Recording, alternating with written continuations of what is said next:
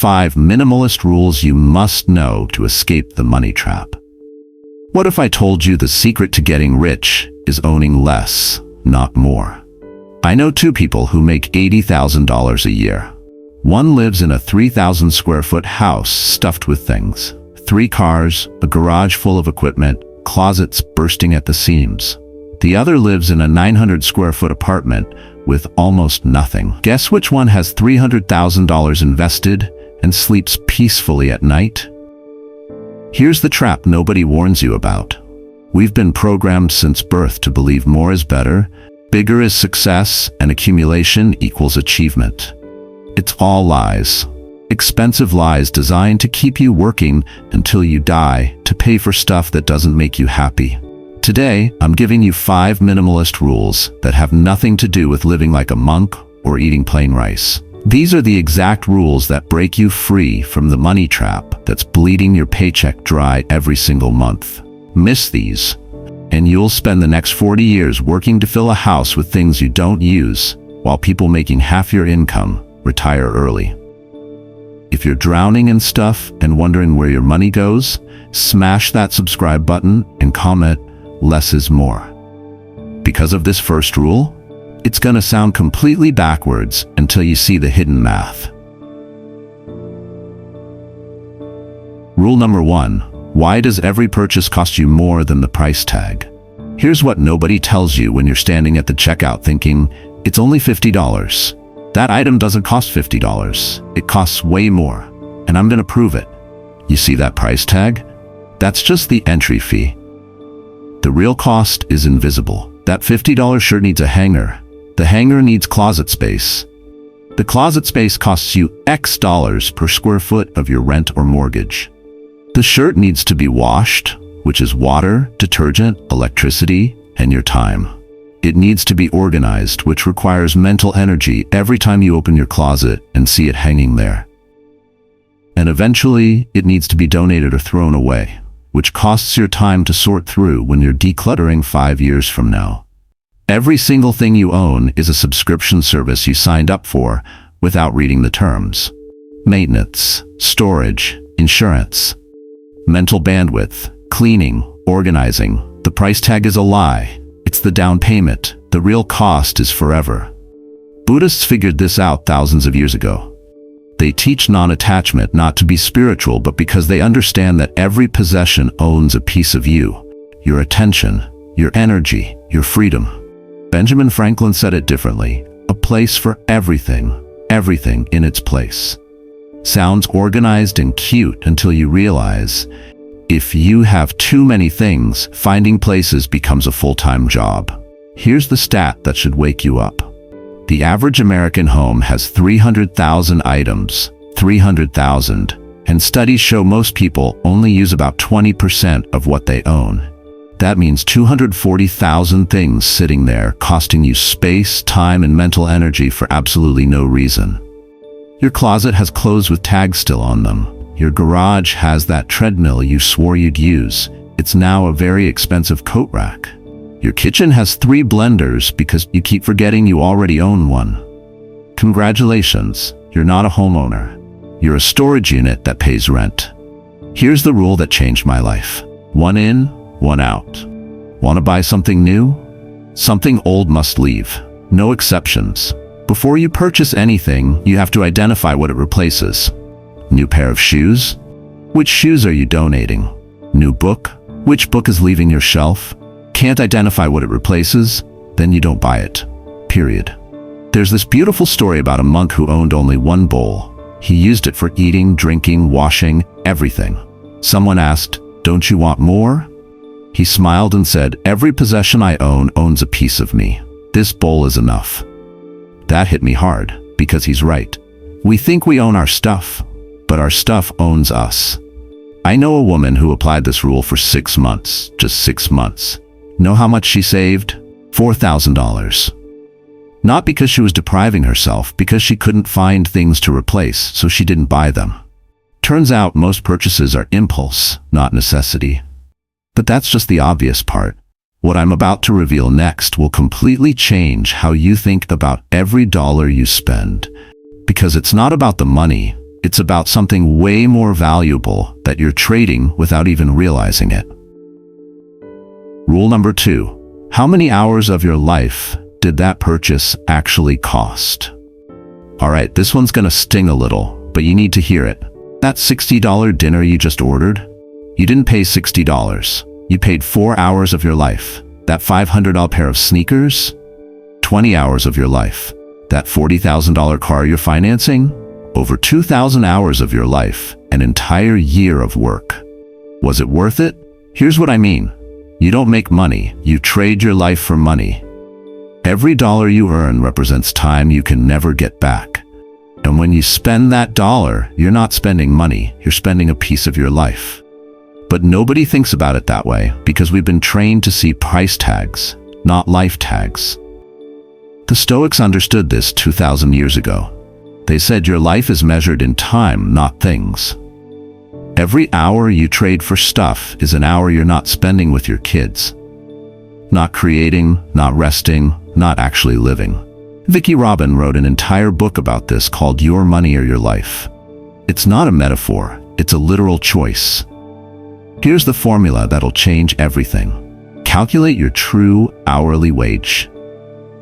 Not what your salary says, your actual hourly wage after taxes, after commuting costs, after work clothes, after the coffee you buy because you're exhausted from work. Take your annual salary, subtract all work-related expenses and taxes, then divide by total hours worked, including commute time.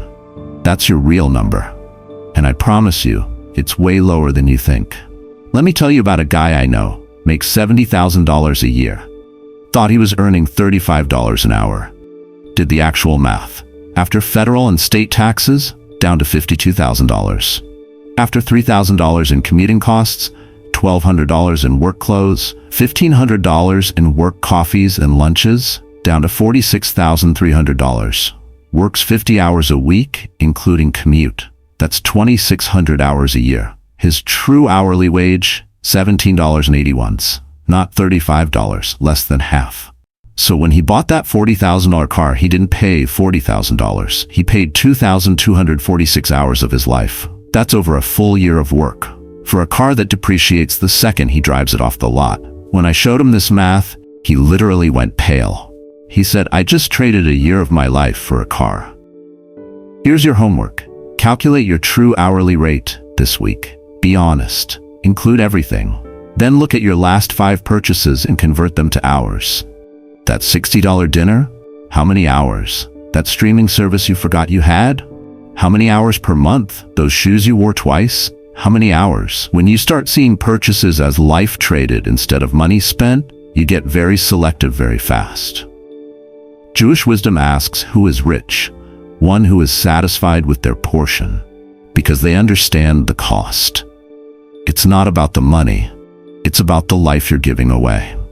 And speaking of giving away your life for things that don't last, what I'm about to reveal next is why broke people stay broke even when they're trying to save money. And it has everything to do with a pair of boots. Rule number 3. Why do poor people buy cheap things over and over?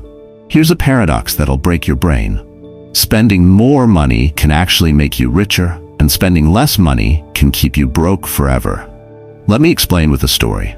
There's this thing called the Sam Vimes boots theory from a book by Terry Pratchett, and it nails exactly why poor people stay poor. A poor man buys $30 boots. They fall apart in a year. So he buys another pair, and another. Over 10 years, he spent $300 on boots, and his feet are always wet because cheap boots leak. A rich man buys $200 boots once. They last 10 years. Same time frame. The rich man spent $200 total and has amazing boots. The poor man spent $300 and still has terrible boots. That's the trap. Broke people hunt for deals, buy cheap, and end up replacing things constantly. They spend more money over time and have a worse quality of life. Wealthy people buy once, buy right, and move on. Warren Buffett said it perfectly. Price is what you pay. Value is what you get. Cheap isn't cheap if you have to buy it 5 times. Expensive isn't expensive if it lasts forever. Fast fashion is the perfect example. It's called fast because it falls apart fast. You buy a $15 shirt, wash it 3 times, and it looks like a dish rag. So you buy another $15 shirt. You're not saving money, you're renting clothes that dissolve. Meanwhile, someone buys $60 shirt that lasts 5 years. Who spent less? The person who bought quality once. Here's the shift. Buy less, buy better, buy once. One $150 chef's knife that stays sharp for 20 years versus a drawer full of $15 knives that can't cut butter. One $500 office chair that supports your back for a decade versus $500 chairs from Target that break and leave you with chronic pain. Do the math. Quality wins every time. Here's your new formula, cost per use. Take the price and divide by how many times you'll actually use it. A $200 pair of boots you wear 200 times a year for 5 years? That's 1,000 uses. 20 cents per wear. Those $30 boots you wear 50 times before they fall apart? 60 cents per wear. The expensive boots are 3 times cheaper. This completely changed how I shop. I stopped asking, what's the cheapest option, and started asking, what's the best value over time? My closet got way smaller. My quality of life got way better. My bank account grew because I stopped replacing garbage every few months. There's this story about a grandpa during the Depression. His grandson asked why he always bought the most expensive tools. He said, "Son, I'm too poor to buy cheap things." Let that sink in. He understood. Cheap is expensive when you have to buy it repeatedly. Buy less, buy better, buy once. Your closet shrinks, your stress drops, your wealth grows. It's not deprivation, it's a strategy. Wait, there's something you need to pay attention to if you don't want to lose everything. Because what I'm about to reveal destroys more people financially than bad purchases. And it's the thing everyone thinks is treating themselves, but it's actually stealing their future. Rule number 4. Are you still paying for that vacation you took 3 years ago? Here's the uncomfortable truth about the treat yourself generation. You're financing memories you can't afford with credit you'll be paying off for years. And the travel industry is laughing all the way to the bank. Let me be clear. I'm not anti-experience. I'm anti-debt from experience. Because here's what nobody tells you when you're booking that $5,000 trip to Bali. Experiences fade, but payments don't. Marcus Aurelius figured this out 2,000 years ago. He said luxury travel is just carrying yourself around. You're taking all your problems, all your stress, all your issues with you. A beach in the Maldives doesn't fix what's broken inside. It just puts a pretty Instagram filter on it for a week. Then you come home and reality hits twice as hard, plus you're $8,000 deeper in debt. Here's the math that should make you think twice. That $5,000 vacation? Amazing for 1 week. Incredible memories. Beautiful photos. But if you invested that $5,000 at 10% annual return instead, in 10 years, it's worth $13,000. In 20 years, $34,000. The vacation gave you 7 days of happiness. The investment gives you decades of financial security and the freedom to take vacations whenever you want without stress. The memory fades. The payment doesn't. Ask me how I know. You went to Bali for the gram, posted 47 photos, got 247 likes and 3 "OMG, I'm so jealous" comments. Also got $8,000 in credit card debt you'll be paying minimum payments on for the next 2 years at 22% interest. Total cost? Over $10,000 by the time you're done. Worth it? Your credit score says absolutely not. Here's where people get defensive. But experiences are more valuable than things. Sure, when you can afford them. But financing experiences you can't afford isn't collecting memories. It's collecting debt disguised as personal growth. Biblical parable nails this. The prodigal son takes his inheritance, blows it all on experiences and living his best life, and ends up broke, eating with pigs, wishing he'd made different choices. That's not a story about morality. It's a story about math. Let me tell you about 2 friends. Both got $3,000 bonuses at work. First guy, booked a trip to Europe, posted 100 photos, came home broke. 3 years later, he's still making payments on that trip. Second guy, invested the $3,000, took local weekend trips instead, hiking, camping, exploring his own state. 3 years later, His investment is worth $4,500, and he's taken 12 local adventures completely debt-free. Same time frame. One has debt and fading memories. The other has growing wealth and ongoing experiences. Here's the rule. Only pay for experiences you can afford in cash today. If you can't pay cash, you can't afford it. Finance assets that appreciate. Never finance memories. True wealth isn't having exotic experiences. It's having the freedom to choose experiences without financial anxiety destroying the joy. But that's just the surface. What's behind it is what will startle people, because this final rule reveals the real money trap that most people work their entire lives without ever escaping, and it's sitting in your garage right now. Rule number 5. What if everything you own is actually owning you? Here's the question that'll keep you up tonight. What if your house, your car, and all your stuff aren't assets? They're financial prisons. What if everything you own is slowly draining your life? Every single thing you own costs you, not just the purchase price. Every single day. It costs maintenance, insurance, storage, mental energy, time, attention. Your possessions are having a conversation with you constantly. Where do I go? Am I clean? Do I need repair? Am I insured?